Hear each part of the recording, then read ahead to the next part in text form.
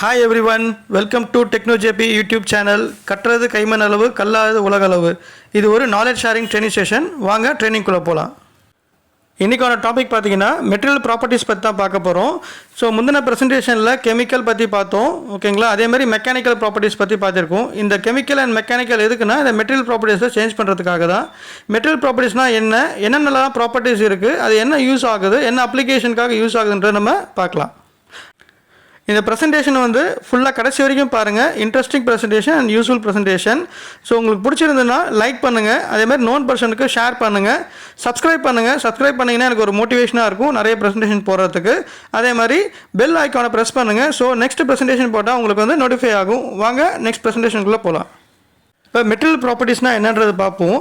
இப்போ ஒரு மெட்டீரியலை டிசைன் பண்ணோன்னா எதை பேஸ் பண்ணி டிசைன் பண்ணுவாங்கன்னா ப்ராப்பர்ட்டிஸ் பேஸ் பண்ணி தான். என்ன மாதிரி இண்டஸ்ட்ரியஸ், என்ன மாதிரி அப்ளிகேஷன், என்ன மாதிரி என்விரான்மெண்ட்டு, டெம்பரேச்சர் என்ன இருக்குது, என்ன சர்வீஸ் போகுது, அந்த மாதிரி பேஸ் பண்ணி தான் வந்து மெட்டீரியலை வந்து டிசைட் பண்ணுவாங்க. ஸோ இப்போ இந்த மெட்டீரியல் வந்து எங்கெங்கெல்லாம் யூஸ் ஆக போகுது, இப்போ சிவில் செக்டார்ஸ் இருக்குது, electrical sectors, power sectors, marine இருக்குது, அதுக்கப்புறம் பார்த்தீங்கன்னா oil and gas sectors, petrochemical, automobile engineers, aerospace, அந்த மாதிரி எங்கெங்கெல்லாம் யூஸ் ஆகுதோ அந்தந்த ப்ராப்பர்ட்டிஸ் தகுந்த மாதிரி தான் மெட்டீரியல் வந்து செலக்ட் பண்ணுவாங்க. அப்போ மெட்டீரியல் ப்ராப்பர்ட்டிஸ் வந்து ரொம்ப இம்பார்ட்டன்ட். இந்த மெட்டீரியல் ப்ராப்பர்ட்டிஸ் வந்து நம்மளுக்கு எப்படி கிடைக்குதுன்னா கெமிக்கல் காம்போசிஷன் மூலயமா கிடைக்குது. அதே மாதிரி வந்து ஹீட் ட்ரீட்மெண்ட் பேஸ் பண்ணியும் நம்மளுக்கு கிடைக்குது. So different angles mechanical test பண்ணுறதும் வந்து இந்த ப்ராப்பர்ட்டிஸ்லாம் அச்சீவ் ஆகிடுச்சா அப்படின்னு செக் பண்ணுறதுக்காக தான் நம்ம மெக்கானிக்கல் டெஸ்ட்லாம் வந்து பண்ணுறோம். இதுதான் வந்து மெட்டீரியலோட ப்ராப்பர்ட்டிஸு. இப்போ என்னென்ன மெட்டீரியல் ப்ராப்பர்ட்டிஸ் இருக்குது, அந்த ப்ராப்பர்ட்டிஸோட டெஃபினிஷன் என்றது நம்ம பார்க்கலாம். ஸோ என்னென்ன டைப் ஆஃப் மெட்டீரியல் ப்ராப்பர்ட்டிஸ் இருக்குன்னு பார்க்கலாம். டக்டிலிட்டி இருக்குது, டஃப்னஸ் இருக்குது, ஹார்ட்னபிலிட்டி இருக்குது, அதே மாதிரி கொரோஷன் ரெசிஸ்டன்ஸ், வியர் ரெசிஸ்டன்ஸ் இருக்குது, டிஃப்ளெக்ஷன், டிஃப்ராக்ஷன், கான்ட்ராக்ஷன் இருக்குது, அதே மாதிரி பர்மியபிலிட்டி இருக்குது, ஹார்ட்னபிலிட்டி இருக்குது. இதோட டெஃபினேஷன் வந்து நெக்ஸ்ட் ப்ரெசன்டேஷனில் பார்க்குறோம். என்னென்ன டெஃபினேஷன், என்னென்ன ப்ராப்பர்ட்டிஸ்க்கு வந்து என்னென்ன மெட்டீரியலுக்காக யூஸ் ஆகுது, என்ன மாதிரி அப்ளிகேஷன்ஸ்க்கு வந்து யூஸ் ஆகுதுன்றதை நம்ம பார்த்துடலாம். ஃபஸ்ட்டு ப்ராப்பர்ட்டிஸ் பார்த்தோன்னா டக்டிலிட்டின்றது பிளாஸ்டிக் டிஃபார்மேஷன். ஸோ எவ்வளோ டக்டிலிட்டி வந்து அதிகமாக இருக்கோ அந்த அளவுக்கு வந்து எனர்ஜி வந்து நல்லாயிருக்கும். ஸோ டென்சைல் ப்ராப்பர்ட்டிஸும் நல்லாயிருக்கும், அது இழுத்தன்மை அப்படின்னு சொல்லுவாங்க. ஸோ டக்டிலிட்டி வந்து பிளாஸ்டிக் டிஃபார்மேஷனில் வந்து பிரேக்கிங் ஸ்ட்ரென்த்து. ஸோ இப்போ வந்து நம்ம அந்த பிளேட்டை வந்து பெண்ட் பண்ணுவோம். அதே மாதிரி பார்த்தோன்னா ஒரு ராடை வந்து ஒயராக கன்வெர்ட் பண்ணுவோம். அந்த மாதிரி ட்ராப் அண்ட் ட்ராயிங் சொல்லுவாங்க ஒரு ஆப்ரேஷன். அதை கன்வெர்ட் பண்ணும்போது என்னன்னா அப்போ இந்த பிரேக்கிங் ஆகாமல் இருக்கணும். ஸோ எவ்வளோக்கு அளவு வந்து எலாஸ்டிக் பிளாஸ்டிக் டிஃபார்மேஷனாக இருக்குன்னா அப்போ வந்து டிஃபெக்ட் வந்து ஃபெயிலியர் ஆகாமல் இருக்கும், ஃப்ராக்சர் ஆகாமல் இருக்கும். அதுதான் வந்து டக்டிலிட்டி.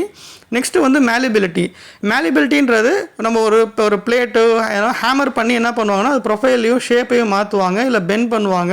அந்த மாதிரி பெண்ட் பண்ணும்போது கிராக் டெவலப் ஆகாமல் இருக்கணும். இப்போ ஆட்டோமொபைலில் நம்ம என்ன பண்ணுவாங்கன்னா பிளேட் பெண்ட் பண்ணுவாங்க, ப்ரெஷர் வெசல்ஸில் வந்து ரோல் பண்ணுவாங்க. அப்போ அந்த மாதிரி ரோல் பண்ணும்போது என்ன ஆகும்னா ஹேமர் பண்ணி ரோல் பண்ணுவாங்க. அப்போ ஒரு ஸ்ட்ரெஸ் இன்டியூஸ் ஆகும்போது so there should not be any crack. So அதுதான் வந்து மேலிபிலிட்டி. நெக்ஸ்ட்டு மெட்டீரியல் ப்ராப்பர்ட்டிஸ் வந்து வெல்டபிலிட்டி. இப்போ ஃபேப்ரிகேஷன் இண்டஸ்ட்ரீஸில் வெல்டிங் பண்ணும்போது கிராக் டெவலப் ஆகக்கூடாது. அதே மாதிரி வெல்டிங் பண்ணால் அது பாண்டிங் ஸ்ட்ரென்த்தும் நல்லா இருக்கணும். ஸோ டிஃப்ரெண்ட் கைண்ட் ஆஃப் மெட்டீரியல்ஸில் வந்து வெல்ட் பண்ணாலும் எந்த மாதிரி வெல்டிங்னா டிக் வெல்டிங் இருக்குது, SMAW இருக்குது, மிக் வெல்டிங் இருக்குது. அந்த மாதிரி இப்போ கார்பன் ஈக்குவலண்ட்டுன்னு ஒரு கெமிக்கலில் சொல்லியிருந்தேன் பார்த்தீங்களா. அப்போ கார்பன் கம்மியாக இருக்குது, ஹார்ட்னஸ் அதிகமாக இருக்குன்னா அங்கே வெல்டபிலிட்டி வந்து நல்லாயிருக்கும். ஸோ வெல்டபிலிட்டின்றது ஒரு மெட்டீரியல் ப்ராப்பர்ட்டிஸு. அதுக்கப்புறம் நம்ம வந்து பார்த்தோம்னா மிஷினபிலிட்டி. ஸோ டு மிஷின், அதாவது ஒரு காம்பனன்ட்ஸ் வந்து நம்ம மிஷின் பண்ணுவோம். எந்த ரயில்வேவாக இருந்தாலும் சரி, ஆட்டோமொபைலாக இருந்தாலும் சரி, நிறைய பிஸ்டன், ராடு அது மாதிரி எல்லாமே வந்து மிஷினிங் பண்ணுவோம். ஸோ மிஷினிங் பண்ணும்போது ஹார்ட்னஸ் அதிகமாக இருந்தால் என்ன ஆகும்னா மிஷினிங் வராது. அது மாதிரி ஹாட்ஸ்பாட் இருந்தாலும் மிஷினிங் வராது. டிஃப்ரெண்ட் டைப்ஸ் ஆஃப் ஸ்ட்ரக்சர்ஸ் இருந்தாலும் மிஷினிங் வராது. ஸோ ஹோமோஜினியஸ் ஸ்ட்ரக்சர்ஸ் இருக்கும்போது required machining and required dimension இந்த டாலரன்ஸ் நம்ம வந்து கிடைக்கும். ஸோ இதுதான் வந்து ஒரு material properties. Next important material properties பார்த்தீங்கன்னா கரோஷன் ரெசிஸ்டன்ஸ்னால் ரஸ்ட் ஆகாமல் இருக்கிறதுக்காக தான் வந்து இந்த மெட்டீரியல் ப்ராப்பர்ட்டிஸு. ஸோ கரோஷன் அப்படின்னா அவங்க படிச்சிருக்கோம் இல்லையா, ஆக்சிடேஷன் ஆகும்போது கரோஷன் ஆகும். So it forms as an layer, அதாவது குரோமியம் ஆக்சைடு அப்படின்னு சொல்லி அந்த லேயர் ஃபார்ம் ஆகும்போது இது கரோஷன் ரஸ்ட் ஆகாது. ஸோ அதுக்கு தான் வந்து இந்த கரோஷன் ரெசிஸ்டன்ஸு. அடுத்தது பார்த்தோன்னா வியர் ரெசிஸ்டன்ஸ்னால் tends to not to wear. அப்போ வந்து ஹார்ட்னஸ் அதிகமாக இருக்கும். எங்கே மாதிரி ஏரியானா பிஸ்டன் வந்து என்ன மூமெண்ட்லேயே இருக்கும். அப்போ வியர் ஆகாமல் இருக்கணும். ஆட்டோமொபைலில் கியர் பார்ட்ஸ்லாம் ரன் ஆகும், அங்கே வியர் ஆகாமல் இருக்கணும். அதே மாதிரி ஃப்ரிக்ஷன் எங்கெங்கெல்லாம் இருக்கும். இப்போ வால்வ் இண்டஸ்ட்ரீஸ் எடுத்தோன்னா அப்சுரேட்டரும் பாடியும் வந்து உள்ள என்ன ஆகும்னா ரொட்டேட் ஆகும். அப்போ ஃப்ரிக்ஷன் ஆகாமல் இருக்கிறது தான் வியர் ரெசிஸ்டன்ஸ். அதே மாதிரி சில டூல்ஸ்லாம் இருக்குது, அதெல்லாம் வந்து ஆப்ரேஷன் பண்ணும்போதோ இல்லை வந்து நம்ம மிஷினிங் பண்ணுற டூல்ஸ்லாம் யூஸ் பண்ணுவோங்களா, அதுவும் வியர் ஆகாமல் இருந்தால் தான் ரெக்வயர்ட் காம்பவுண்டை நம்ம மிஷின் பண்ண முடியும். ஸோ இந்த ப்ராப்பர்ட்டிஸை வந்து நம்ம இன்க்ரீஸ் பண்ணுறதுக்காக தான் கெமிக்கலில் வந்து சில எலிமெண்ட்ஸ்லாம் வந்து ஆட் பண்ணுவாங்க. ஸோ இதுதான் வந்து கரோஷன் ரெசிஸ்டன்ஸ் அண்ட் வியர் ரெசிஸ்டனோட மெட்டல் ப்ராப்பர்ட்டிஸ். எரோஷன் ரெசிஸ்டன்ஸ்னால் அரிமானம் அப்படின்னு சொல்லுவாங்கள்ல. இப்போ ஒரு சர்வீஸ் போகுது, கெமிக்கல் போகுது, சில வந்து இம்பேக்ட் பெண்டிங் ஆகுது, ஸோ அந்த மாதிரி ஒரு ஃப்ரிக்ஷன் இருக்குது. அந்த மாதிரி பண்ணும்போது என்ன ஆகுன்னா, ஒரு கெமிக்கலோ கேஸோ ஒரு சர்வீஸில் போகும்போது அந்த மெட்டீரியல் வந்து அரிக்கக்கூடாது. அதாவது என்ன, ஒரு மாதிரி அரிச்சுன்னா பிட்டிங் ஆகும், அதே மாதிரி ரஸ்ட் கிரியேட் ஆகும், அந்த மெட்டீரியலோட வால் திக்னஸ் வந்து குறையும். ஸோ இதோடைய ப்ராப்பர்ட்டிஸும் இன்க்ரீஸ் பண்ணணும்னா நம்ம கெமிக்கல் எலமெண்ட்ஸில் வந்து சில காம்போசிஷன் வந்து ஆட் பண்ணணும். ஸோ நெக்ஸ்ட்டு மெட்டல் ப்ராப்பர்ட்டிஸ் வந்து பிரிட்டில்னஸ். இப்போ பிரிட்டில்னஸ் வந்து எப்போ அதிகமாகும்னா, ஹார்டனபிலிட்டி அதிகமாச்சுன்னா அது பிரிட்டில்னஸ் அதிகமாகும். கடினத்தன்மை, அதாவது உடையும் தன்மை. இதுவும் டைமண்ட் வந்து ஹார்ட்னஸ் அதிகம், பட் கீழே போட்டால் என்ன ஆகும், அது வந்து உடஞ்சிடும். ஸோ இதுதான் வந்து பிரிட்டில்னஸ். இந்த பிரிட்டில்னஸ் குறைக்கிறதுக்காக தான் சில ஹீட் ட்ரீட்மெண்ட்ஸ் பண்ணி அந்த பிரிட்டில்னஸை குறைப்பாங்க. பிரிட்டில்னஸ் குறைச்சா தான் வந்து அந்த மெட்டீரியல் ப்ராப்பர்ட்டிஸ் நல்லாயிருக்கும். ஹார்ட்னஸ் வந்து ரெக்குவயர்மெண்ட், அந்த மெட்டீரியல் தகுந்த மாதிரி அந்த ரெக்குவயர்மெண்ட்டில் மீட் ஆகணும். ஃபெட்டிக் ஸ்ட்ரென்த் அப்படின்னு சொல்லுவாங்க. ஃபெட்டிக் அப்படின்னா ஒரு வேலையை திரும்பி திரும்பி செய்கிறது தான் வந்து ஃபெட்டிக். அப்போ எந்த மாதிரி அந்த வேலைன்னு பார்த்தோன்னா, இப்போ கியர் ரன் ஆகிட்டே இருக்கும், ஒரு மிஷின் ரன் ஆகிட்டே இருக்கும், பிஸ்டன் ரன் ஆகிட்டே இருக்கும், அந்த மாதிரி தொடர்ந்து ஒர்க் பண்ணிகிட்டே இருக்கும். ஒரு டெம்பரேச்சரில் ஒரு மெட்டீரியல் வந்து தொடர்ந்து இருக்கும். அதே மாதிரி ஃபோர்ஸ், கோஹசிவ் ஃபோர்ஸ்னு சொல்லுவாங்க, உள்ளே வந்து அந்த மெட்டீரியல் ப்ரெஷர் இருந்துகிட்டே இருக்கும். அந்த மாதிரி இருக்கிறது தான் வந்து ஃபெட்டிக். இப்போ இந்த மாதிரி இருக்கும்போது அந்த மெட்டீரியல் வந்து விஸ்டாண்ட் பண்ணணும், எந்த வித டேமேஜ் இல்லாமல், கிராக் இல்லாமல், ஸோ எக்ஸ்பேன்ஷன் இல்லாமல், டிஃப்ளெக்ஷன் இல்லாமல் ஒர்க் பண்ணுறது தான் வந்து ஃபெட்டிக் அப்படின்றது நம்ம சொல்கிறது. டஃப்னஸ் அப்படின்றது how toughest is the material. ஒரு டஃப்பான மெட்டீரியல் அப்படின்னு சொல்லுவாங்க பார்த்தீங்களா. So any static R dynamic load வந்து சடன் இம்பேக்ட். ஸோ இம்பேக்ட் ப்ராப்பர்ட்டிஸும் வந்து என்னென்னா -1 -46 அந்த மாதிரி சடனாக இருக்கும்போது எங்கேயோ ஹீட் ஆச்சு அப்படின்னா கூட என்ன ஆகும்னா, அந்த மெட்டீரியல் வந்து not tends to crack or not tends to damage. இதுதான் வந்து toughness. Crevice corrosion resistance. Crevice அப்படின்னா என்னன்னா, two joining of different materials. இப்போ கேஸ்கட்ஸ் வந்து ஜாயின் பண்ணியிருப்பாங்க இல்லையா மெட்டீரியல், இப்போ அந்த இடத்துல வந்து கரோஷன் வந்து ஆக்ட் ஆகணும், அதாவது ஆக்ட் ஆகாமல் இருக்கணும். அதாவது என்னென்னா, any oxidisation, any rust, any foreign materials வந்து ஆகாமல் இருக்கிறதுக்காக தான் அந்த ப்ராப்பர்ட்டிஸ் வந்து ஹேவ் அ கிரிவைஸ் கரோஷன் ரெசிஸ்டன்ஸ் அப்படின்னு சொல்லுவாங்க. அதாவது ஆனோட், கேத்தோட் அப்படி டிஃப்ரெண்ட் மெட்டீரியல் ஆட் ஆகும்போது அந்த இடத்துல என்ன ஆகும்னா கரோஷன் ஆகும். இதை வந்து அவாய்ட் பண்ணுறது தான் வந்து இந்த ப்ராப்பர்ட்டிஸோட மெயின் இம்பார்ட்டன்ட் திங்கு. அதுக்கப்புறம் வந்து க்ரீப் கரோஷன் ரெசிஸ்டன்ஸ் அப்படின்னா என்னென்னா, ஒரு கெமிக்கல் வந்து ரன் ஆகிட்டே இருக்கும், ஒரு சர்வீஸு ஒரு ப்ரெஷர்லேயே இருக்கும் ஒரு மெட்டீரியலுக்குள்ளே, இல்லை வந்து என்விரான்மெண்டல் குளோரைட் கண்டென்ட் கண்டிஷன்ஸ் இருக்கும்போது என்ன ஆகும்னா அந்த மெட்டீரியலில் பட்டுகிட்டே இருக்கும். அப்போ அந்த மாதிரி இருக்கும்போதும் சேம் ஒரு ஃபெட்டிக் ஒரு 15 வருஷம் 10 வருஷம் 20 வருஷம் அந்த மெட்டீரியல் வந்து ஒரு என்விரான்மெண்ட்டில் இருந்தாலும் என்ன ஆகணும், அது கரோஷன் வந்து ஆகாமல் இருக்கணும், அதாவது கரோட் ஆகாமல் இருக்கணும் ஃப்ரம் ரஸ்ட்டு அந்த மாதிரி. ஸோ இப்போ எனி கேஸஸ் அந்த மாதிரி இருந்தாலும் என்ன ஆகும்னா ரஸ்ட் ஆகாமல் இருக்கணும். அதுதான் வந்து இந்த creep resistance and crevice corrosion resistance. Permeability properties அப்படின்னா வந்து it's magnetic properties. So magnetic bonding இருக்கும் ஸ்ட்ரக்சர் கூட. ஸோ எல்லா காம்பனன்ட்ஸ் எல்லா கெமிக்கலும் என்ன ஆகும்னா ப்ராப்பராக வந்து பாண்ட் ஆகும். அதே மாதிரி இப்போ ஒரு மெட்டீரியல் முடிஞ்ச உடனே என்ன ஆகுனா சர்வீஸ் போகும்போது அது உள்ளே இருக்கிற கேஸ் ஃப்ளோவோ லிக்விட் ஃப்ளோவோ என்னென்னா ப்ராப்பராக வந்து ஃப்ளோ ஆகணும். ஸோ மெட்டீரியலில் பட்டு அது ரியாக்ட் ஆகாமல் என்ன ஆகணும், அது ஃப்ளோ ஆகும். இதுதான் வந்து permeability material properties. Elasticity material properties என்னென்னா இழுத்தன்மை. ஒரு ரப்பர் பேண்ட் இருக்குது பார்த்தீங்கன்னா, அது எலாஸ்டிக் இருக்கும். பட் நம்ம என்ன தான் வந்து உள்ளே இருக்கிற ஃபோர்ஸோ இல்லை எக்ஸ்டர்னல் ஃபோர்ஸோ வந்து ஆக்ட் ஆகும்போது அந்த மெட்டீரியல் வந்து எலாஸ்டிக் ஆகும்போது ஆகிட்டு திருப்பி என்ன பண்ணும், அது சேம் ஒரிஜினல் பொசிஷனுக்கு ரிட்டர்ன் ஆகுறது.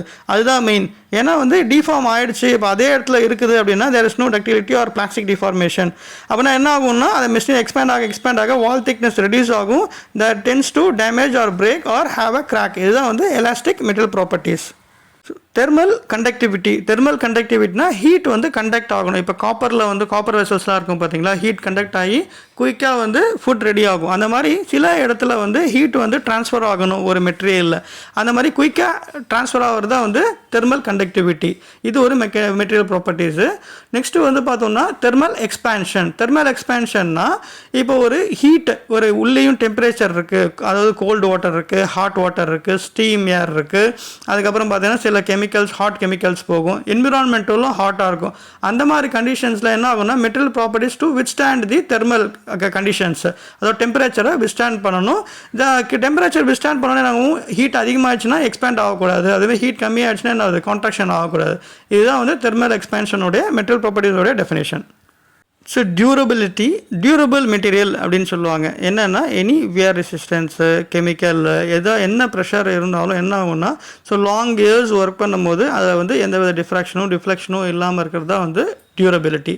ஸோ அடுத்தது வந்து டிஃப்ளெக்ஷன் பற்றி பார்க்கலாம். டிஃப்ளெக்ஷன்றது ஒரு இன்டர்னல் ப்ரெஷர் இருக்குது, எனி எக்ஸ்டர்னல் ப்ரெஷர் இருக்குது. அந்த மாதிரி ப்ரெஷர் இருக்கும் போது என்ன எனி சடன் லோடு, ஆட்டோமொபைல் இண்டஸ்ட்ரீஸ்லாம் சடன் லோடு வரும் பார்த்தீங்களா, ஆக்சிடென்ட் ஆகும்போது அந்த மாதிரி எந்த மாதிரி லோடு இருந்தாலும் there should not be any deflection or change in dimension.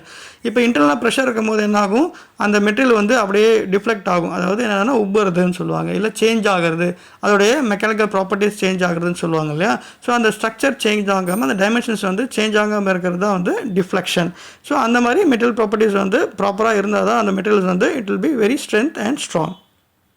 Next material properties வந்து டிஃப்ராக்ஷன் அப்படின்றது எக்ஸ்பேன்ஷன் ஆஃப் மெட்டீரியல். ஒரு மெட்டீரியல் வந்து எக்ஸ்பேண்ட் ஆகும்போது என்ன ஆகணும்னா அது எக்ஸ்பேண்ட் ஆகிட்டு திருப்பி ரீட்டைன் ஆகணும், அதுதான் வந்து எலாஸ்டிசிட்டி. அப்போ டிஃப்ராக்ஷன் அப்படின்றது உள்ள எனிதிங் ஹீட் ஜென்ரேட் ஆகும்போதோ இல்லை வந்து ப்ரெஷர் இன்க்ரீஸ் ஆகும்போதோ ஃபேக்டர் ஆஃப் சேஃப்டின்னு சொல்லுவாங்க. அது எக்ஸ்பேன்ஷன் ஆகும்போது அதோட ஸ்ட்ரக்சர் வந்து என்ன ஆகும்னா எக்ஸ்பேன்ஸ் ஆகி போரஸ் ஆகக்கூடாது. இப்போ உள்ளே இருக்கிற கேஸோ லிக்விடனாக வெளியே எக்ஸ்போஸ் ஆகக்கூடாது, அதாவது என்விரான்மெண்டல். அதுதான் வந்து டிஃப்ராக்ஷன். கான்ட்ராக்ஷன் அப்படின்றது என்னன்னா இப்போ இம்பேக்ட் ப்ராப்பர்ட்டிஸ்ன்னு சொன்னோம் பார்த்தீங்களா. இப்போ ஒவ்வொரு ஸ்ட்ரக்சரும் வந்து ஹீட் டெம்பரேச்சர் வந்து ரெடியூஸ் ஆகும்போது மைனஸில் போகும்போது என்ன ஆகுனா அது மெட்டீரியல் வந்து சுருங்கக்கூடாது, அதுதான் வந்து கான்ட்ராக்ஷன். அப்போ கான்ட்ராக்ஷன் ஆச்சுன்னா என்ன ஆகும், ஹார்ட்னஸ் ஆகிடும். ஹார்ட்னஸ் இன்க்ரீஸ் ஆச்சுன்னா பிரிட்டில்னஸ் இன்க்ரீஸ் ஆகிடும். அப்போ என்ன ஆகும்னா it will tense to damage or break R produce a crack, tense to crack. அதுதான் வந்து கான்ட்ராக்ஷன்.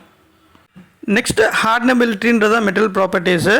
ஸோ இப்போ எல்லா மெட்டீரியல் ப்ராப்பர்ட்டிஸும் பார்த்துட்டு இருந்தோம், இன்ட்ரெஸ்டிங்காக இருந்தது அண்ட் யூஸ்ஃபுல்லாக இருந்தது. தொடர்ந்து பாருங்கள். ஓகே, ஹார்டனபிலிட்டின்றது how hardness is the material. So hardness ஒரு சடன் இம்பேக்ட் இருக்கும்போது என்ன ஆகுதுன்னா அந்த ஹார்ட்னஸ் ஆகும்போது ஸ்ட்ரெஸ் டெவலப் ஆகக்கூடாது. இப்போ என்ன பண்ணால் பஞ்சிங் பண்ணுவாங்க, இல்லை வந்து என்னென்னா ஒரு இந்த இடத்துல வந்து ட்ரில்லிங் பண்ணுவாங்க, இல்லை மிஷினிங் பண்ணுவாங்க. அந்த மாதிரி எந்த மெக்கானிக்கல் ஆப்ரேஷன்ஸ் பண்ணும்போது அந்த இடத்துல ஹார்டனபிலிட்டி சடன் ஹார்ட்னஸ் வந்து கிரியேட் ஆனாலும் என்ன ஆகுனா அந்த மெட்டீரியல் ப்ராப்பர்ட்டிஸ் வந்து என்ன சேஞ்ச் ஆகக்கூடாது, ஸ்ட்ரக்சர் வந்து சேஞ்ச் ஆகக்கூடாது. அதுதான் வந்து ஹார்டனபிலிட்டி. ஸோ ஹார்ட்னஸ் வந்து மெக்கானிக்கல் டெஸ்ட்டில் வந்து செக் பண்ணுவாங்க. So how hardness it is, so it is having a wear resistance, good impact லோடை வந்து தாங்கக்கூடிய ஒரு சக்தி இருக்கும். அதுதான் வந்து ஹார்டனபிலிட்டியோட mechanical properties. We are at the end of the session. இந்த ப்ரெசன்டேஷனில் உங்களுக்கு எதனா ஒரு queries-ஓ இல்லை வந்து கொஸ்டின்ஸ் இருந்ததுன்னா கமெண்ட் செக்ஷனில் கொடுங்க. இல்லை இதே மாதிரி எதனா ஒரு ப்ரெசன்டேஷன்ஸ் வேணும், உங்களுக்கு வந்து நாலேஜ் ஷேர் பண்ணணும் அப்படின்னா வந்து கமெண்ட் செக்ஷனில் கொடுங்க. அந்த ப்ரெசன்டேஷன் வந்து உங்களுக்கு போட்டு நெக்ஸ்ட் இதே மாதிரி வந்து உங்களுக்கு ஒரு ட்ரைனிங் வந்து ப்ரொவைட் பண்ணுறோம். ஸோ இந்த ப்ரெசன்டேஷன் உங்களுக்கு எல்லாருக்கும் பிடிச்சிருக்குன்னு நினைக்கிறேன். ஸோ லைக் பண்ணுங்கள், ஷேர் பண்ணுங்கள், சப்ஸ்கிரைப் பண்ணுங்கள், அதை நோட்டிஃபிகேஷன் பெல் பட்டனை வந்து ப்ரெஸ் பண்ணுங்கள். So thanks to everyone, thanks to my teammate. நம்ம நெக்ஸ்ட் ப்ரெசன்டேஷனில் மீட் பண்ணலாம். Until then bye from டெக்னோஜேபி.